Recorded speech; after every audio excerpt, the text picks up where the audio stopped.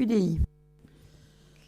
Madame la Présidente, Monsieur le Vice-président, mes chers collègues, la question que nous pose ce rapport est très simple. Dans une région qui accueille plus de 20% des 2 millions de lycéens français et qui compte de très fortes inégalités parmi ses élèves, faut-il faire de l'attractivité de nos établissements auprès du corps enseignant une des priorités de l'action régionale? Au groupe UDI, clairement, nous répondons oui.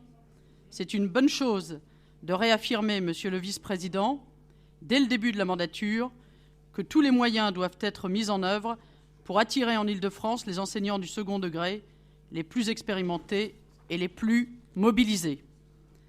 La tâche est considérable, car il y a beaucoup à faire pour renforcer l'attractivité de nos académies de petite et grande couronne. On ne mesure pas toujours l'ampleur de la pénurie d'enseignants dans un certain nombre d'établissements franciliens. Les chiffres du dernier bilan social du ministère de l'Éducation nationale sur la mobilité des enseignants parlent d'eux-mêmes.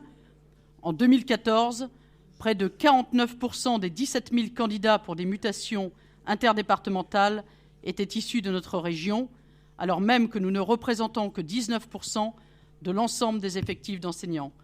Dans l'académie de Créteil, le manque d'attractivité est particulièrement significatif.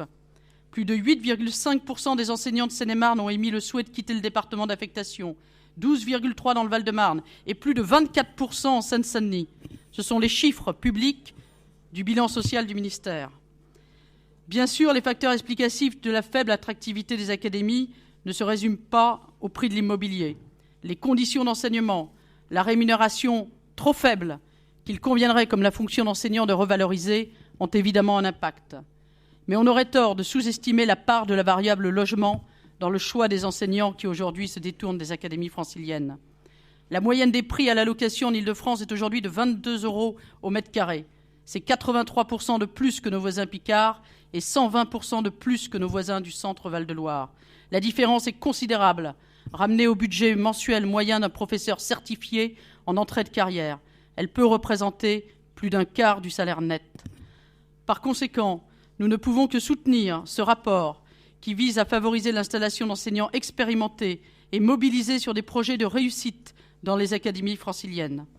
En proposant d'élargir l'accès aux logements sociaux relevant du contingent régional, notre collectivité envoie un signal fort aux enseignants nouvellement et prochainement nommés dans les lycées franciliens.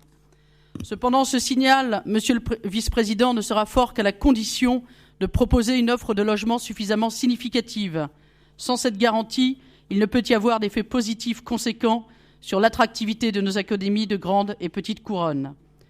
Nous aimerions aussi mettre en lumière la problématique rencontrée par les enseignants tout récemment nommés et qui arrivent fin août dans leur département d'affectation, contraints de trouver des hébergements en urgence, quelquefois dans des hôtels, à un coût élevé. Y a-t-il quelque chose de prévu pour eux, Monsieur le Vice-président ? Mais au-delà de la communauté enseignante, ce rapport est un signal fort qui est adressé à l'ensemble des franciliens, car je suis convaincu que cette mesure répond à de vraies attentes qu'ils expriment. Elle répond bien entendu à l'attente que nous partageons tous d'un enseignement secondaire de qualité et attractif. Et puis elle répond à une vraie attente en matière de transparence. Les franciliens attendent en effet plus de lisibilité dans la gestion de la région.